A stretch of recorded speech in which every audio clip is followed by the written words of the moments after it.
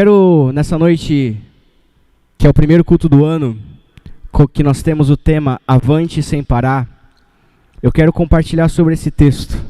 Esse texto que nós conhecemos, onde Jesus diz que as portas do inferno não prevalecerão contra a sua igreja. Pensando sobre o que falar nessa noite, veio esse tema ao meu coração e eu quero compartilhar algumas coisas, alguns detalhes nesse texto. A primeira coisa que nós precisamos entender para nos encaixar no que Jesus estava falando com esse ensinamento aqui de Mateus 16 é entender o local.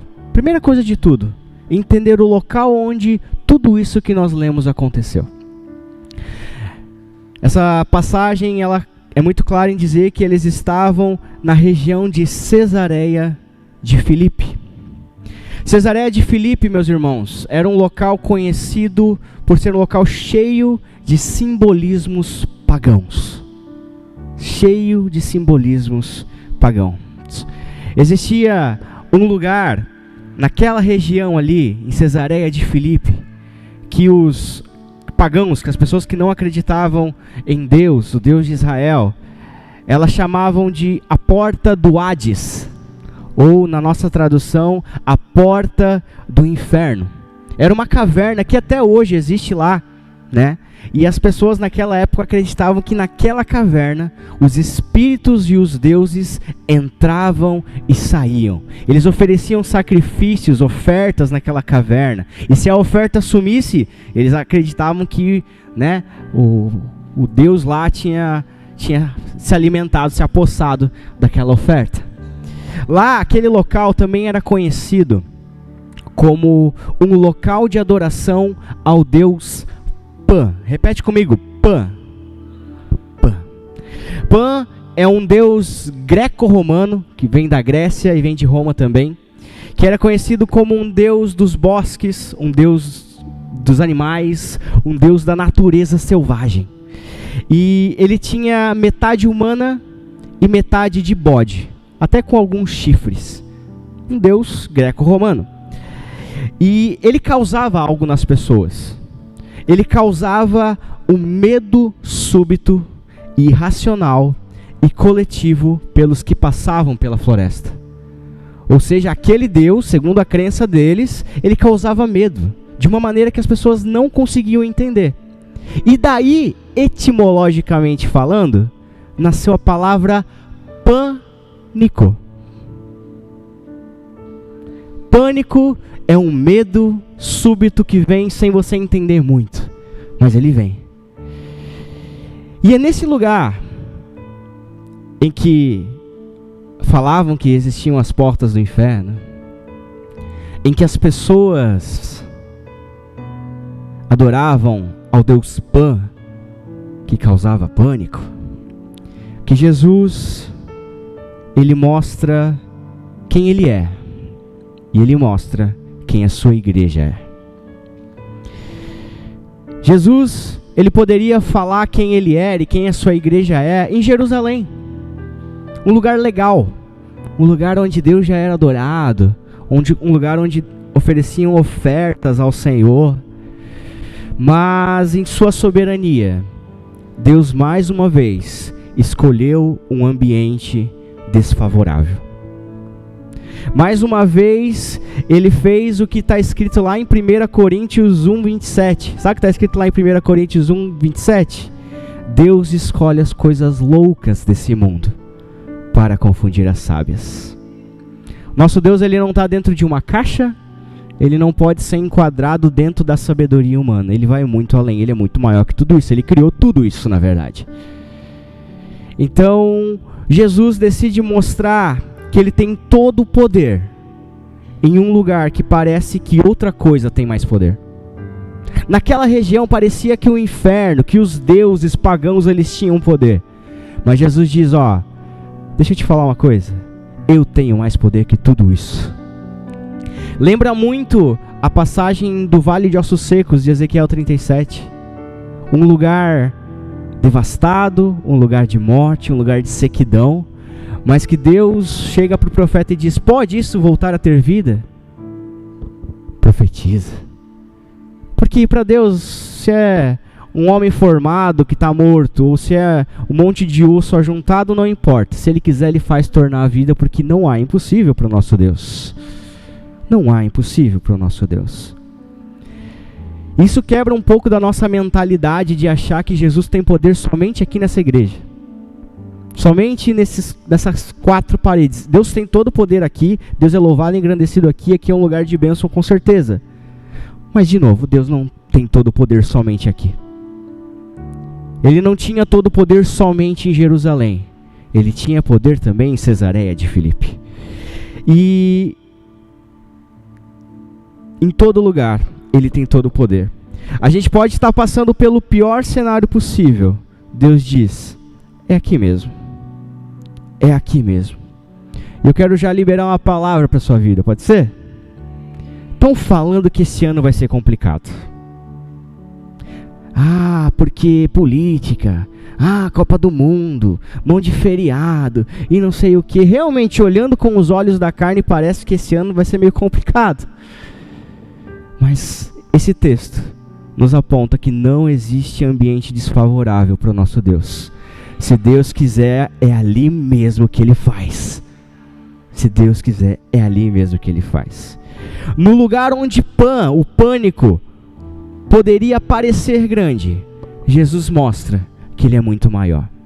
E eu quero falar para você que talvez sofre de síndrome do pânico.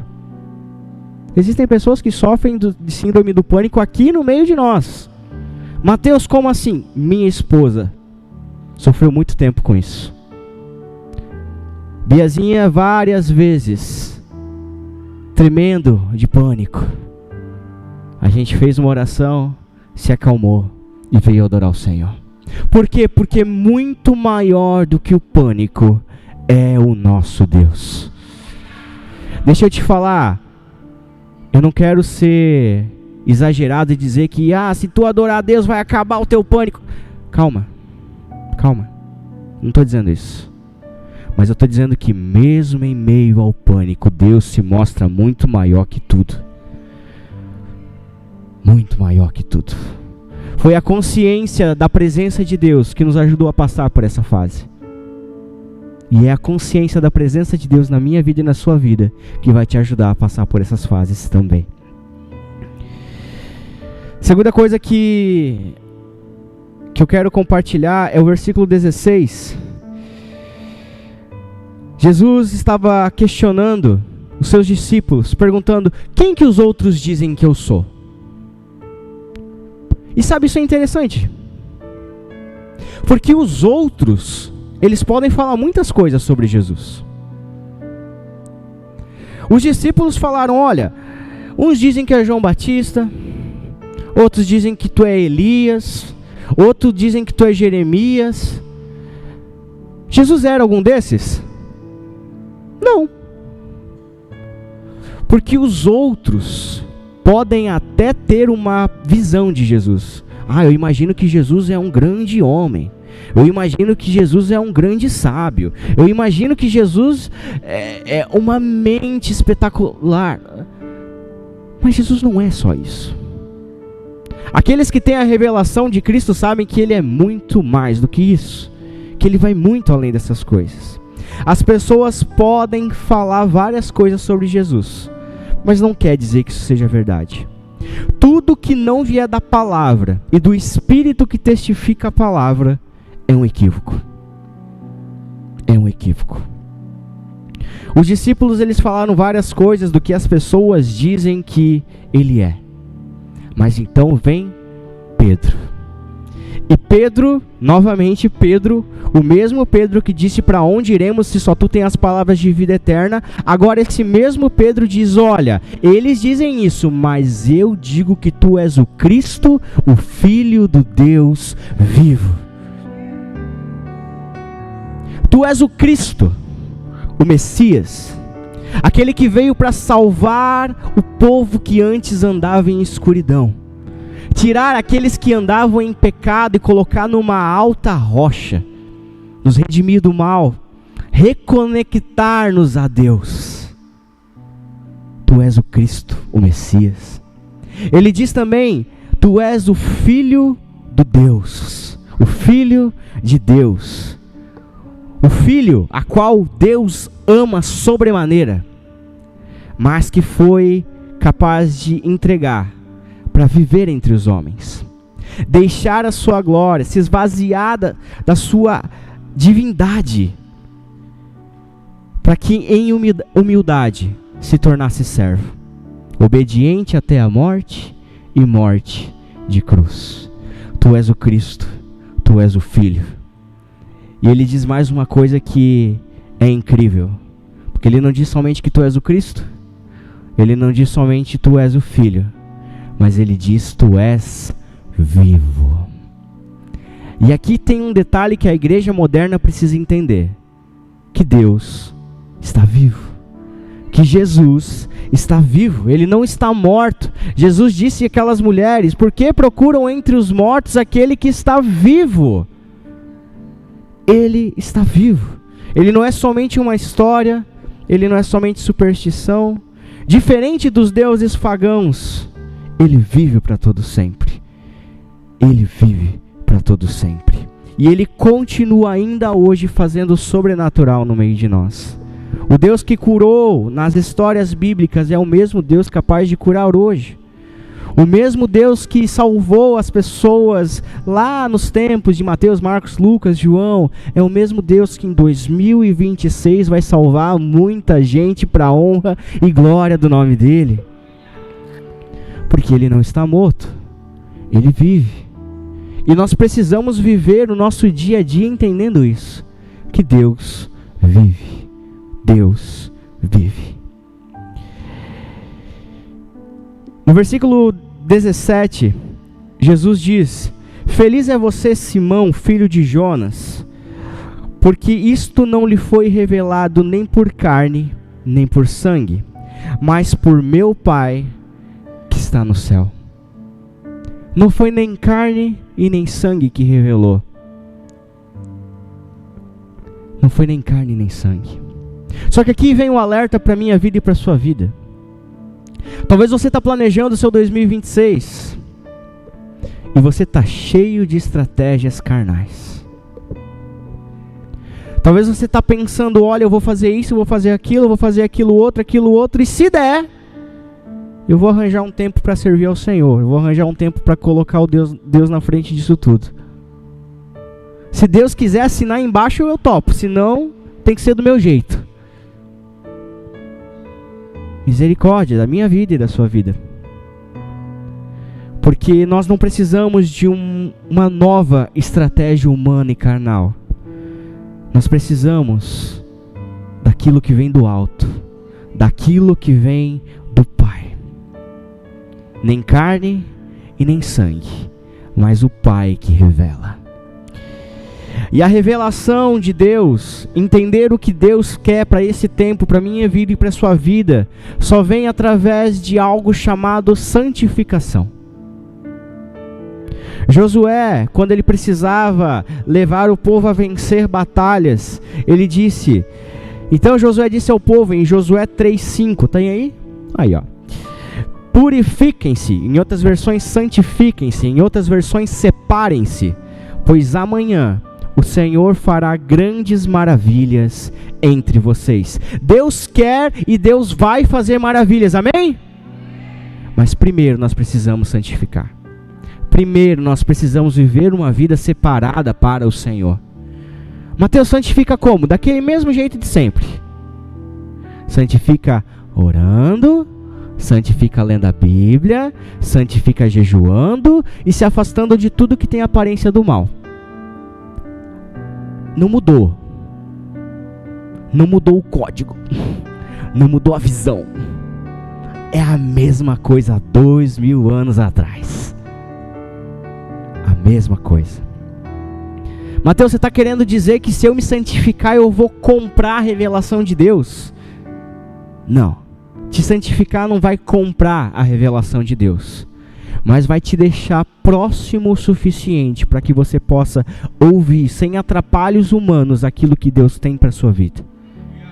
É como se eu tivesse que ouvir o Mike, ele fala alguma coisa, e nessa distância eu não consigo ouvir com clareza o que ele tem para falar. Mas à medida que eu vou me aproximando, a voz começa a ficar mais alta, os atrapalhos vão ficando de lado, eu consigo entender o que Ele quer me falar. Da mesma forma é com o Senhor.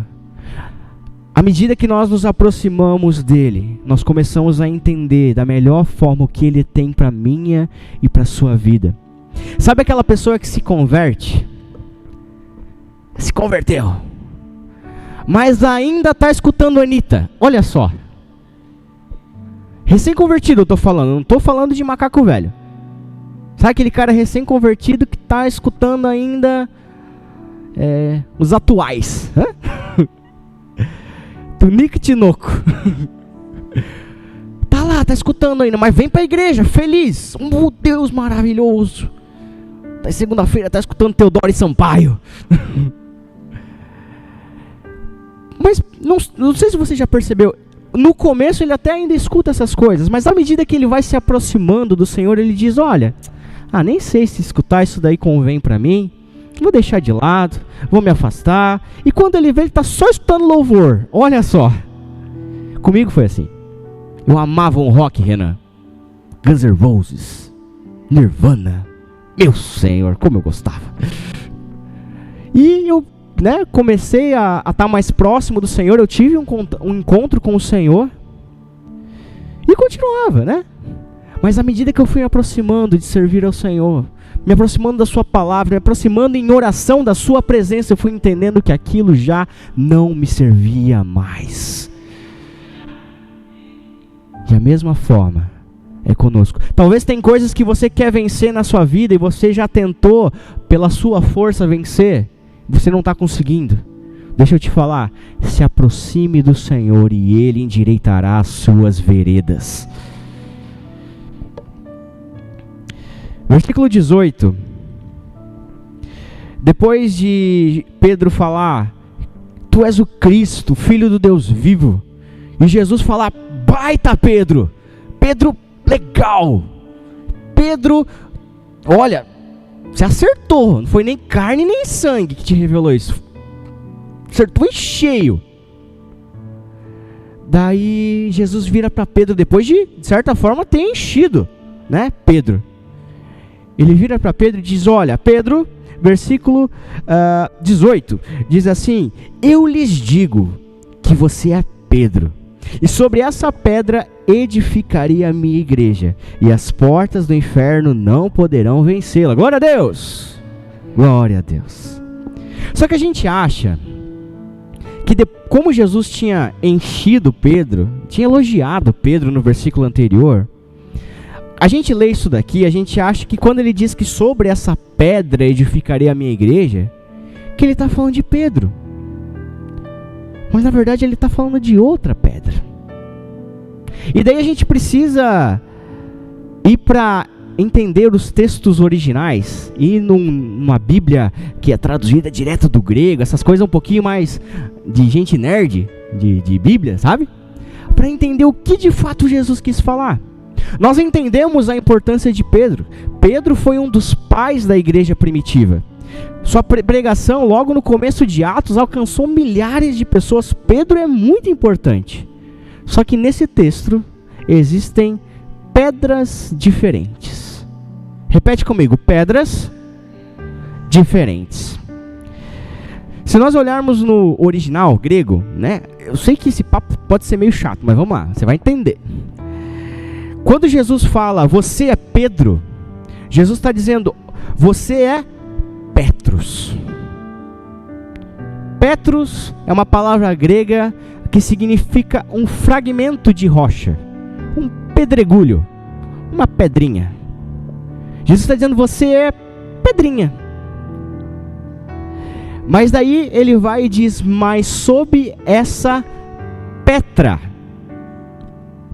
eu edificarei a minha igreja.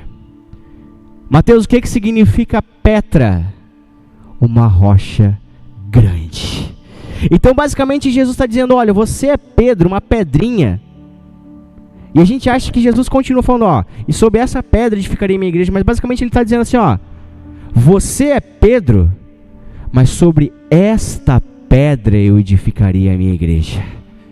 Jesus ele estava apontando para si, dizendo: olha, não é sobre qualquer fundamento que a minha igreja vai ser construída, é sobre uma rocha inabalável, é sobre a minha pessoa. Isso é testificado em 1 Coríntios 3,11, que diz assim: ninguém pode lançar outro fundamento além do que já está posto, o qual é Cristo Jesus. E agora eu pergunto para a sua vida: em que rocha, em que pedra que você tem construído a sua vida?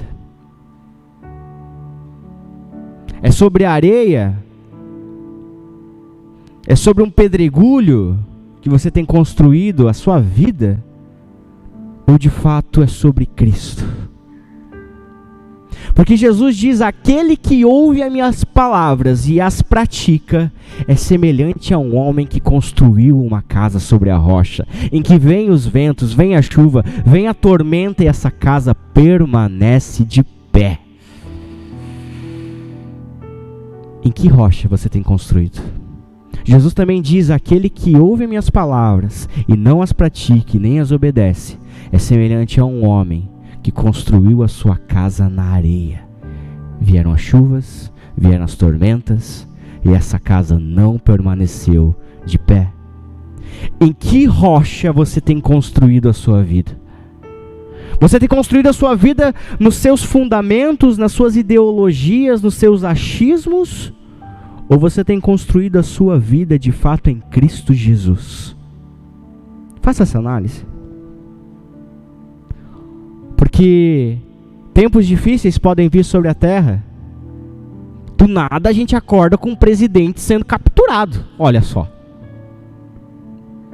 Ninguém esperava.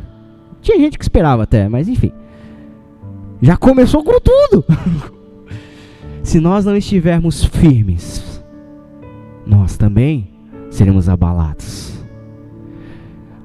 Mas em Hebreus, eu não sei se é no 12 ou no 13, bem no final, diz que nós recebemos um reino inabalável da parte do nosso Deus. Confiando em nosso Deus, não seremos abalados.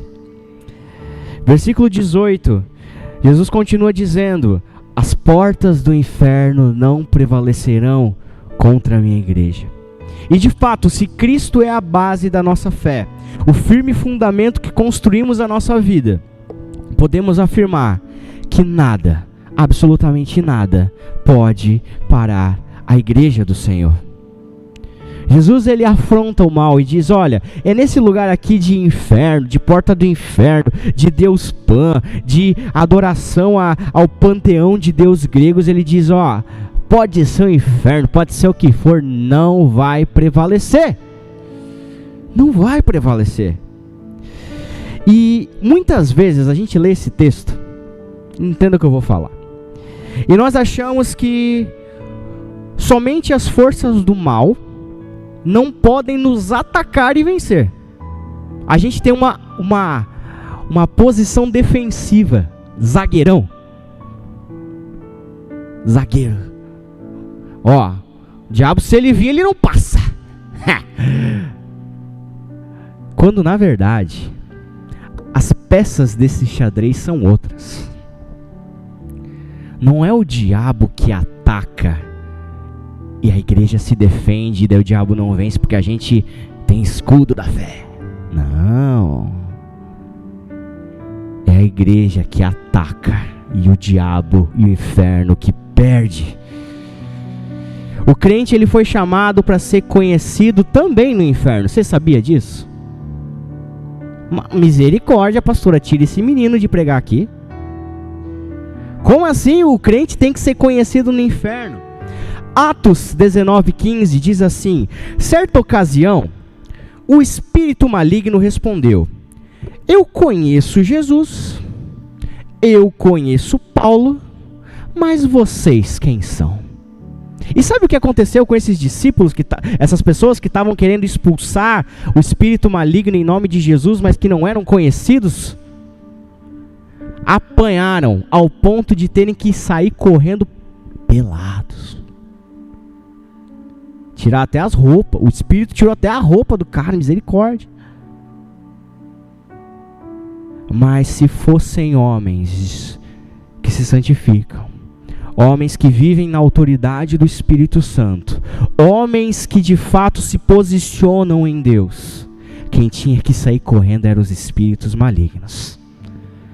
Por isso, nós temos que tirar essa mediocridade da nossa vida de, ai, diabo manifestou, chama a pastora.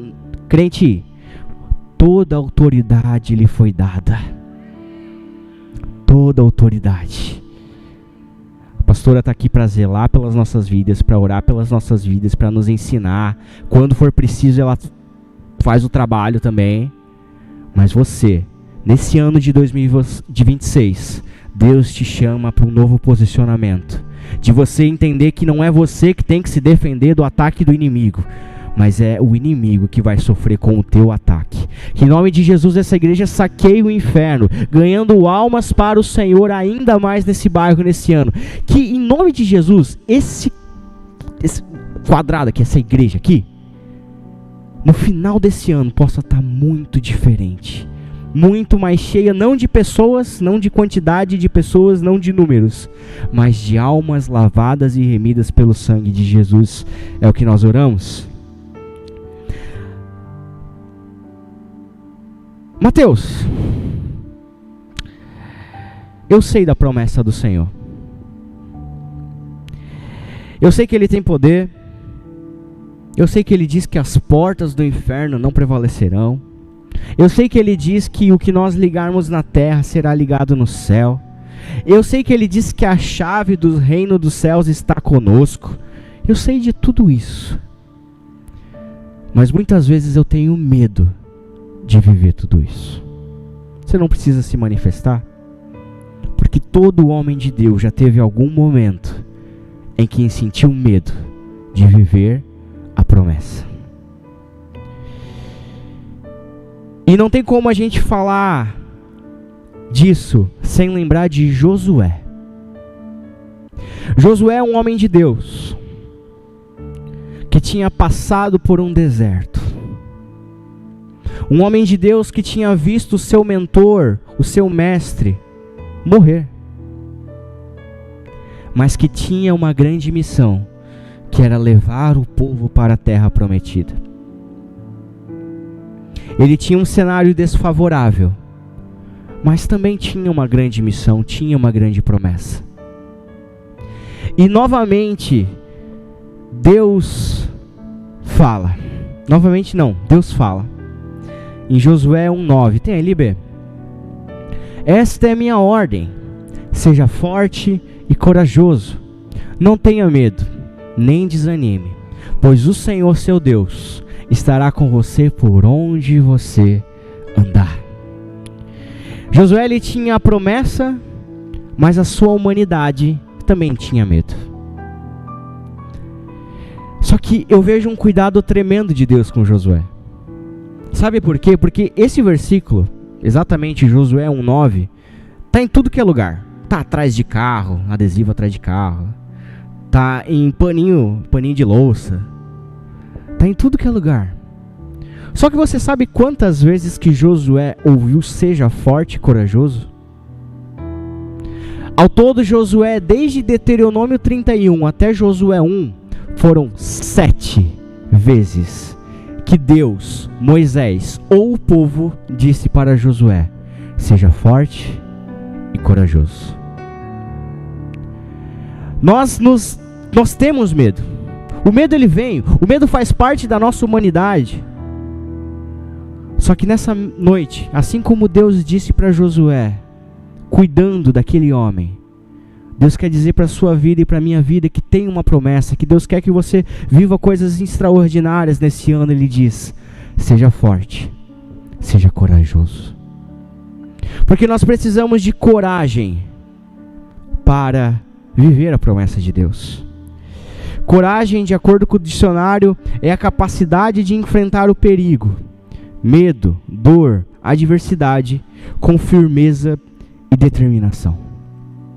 Que nesse novo ano você não venha fazer votos de tolo, como as pessoas fazem no começo do ano. Eu vou para academia, eu vou guardar dinheiro, eu vou viajar, eu vou fazer faculdade. E voto de tolo.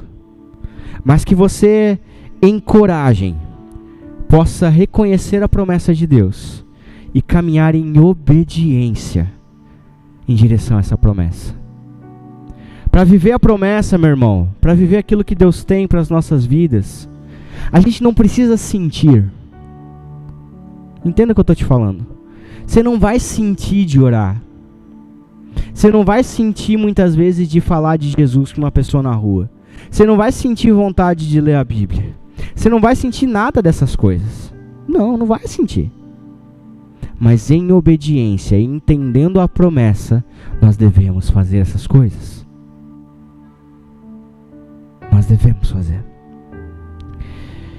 Diante de um cenário sombrio, em Cesareia de Filipe, que eu tinha falado, Jesus ele não recuou. Ele não se intimidou com o ambiente e ele afirmou quem ele é. Usou a boca de Pedro para afirmar quem ele é e quem a igreja seria. As portas do inferno existem. O medo também existe. As pressões desse mundo existem e talvez esse ano vão se intensificar ainda mais. Mas nenhuma dessas coisas tem autoridade sobre aquele que está firmado na verdadeira rocha, que é Cristo. Se teus pés estão firmes no Senhor, vai balançar, mas cair não vai. Vai balançar, mas derrubar não vai. Vai balançar, mas te fazer parar não vai. Avante sem parar. E a pergunta de Jesus, ela continua ecoando hoje. E vocês? Quem vocês dizem que eu sou?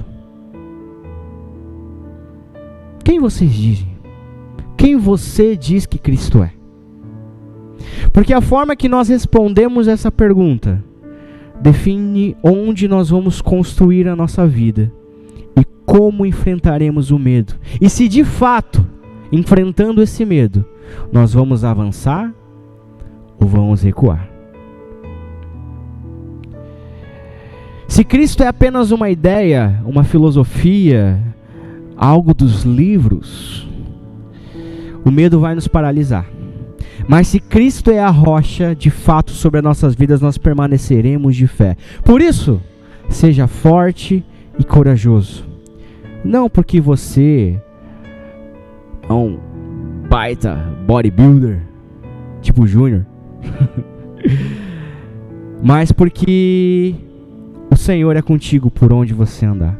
Entenda isso, o Senhor é contigo por onde você andar. Deus é conosco. E Ele que disse: as portas do inferno não prevalecerão sobre a sua igreja. Você faz parte de um corpo chamado igreja.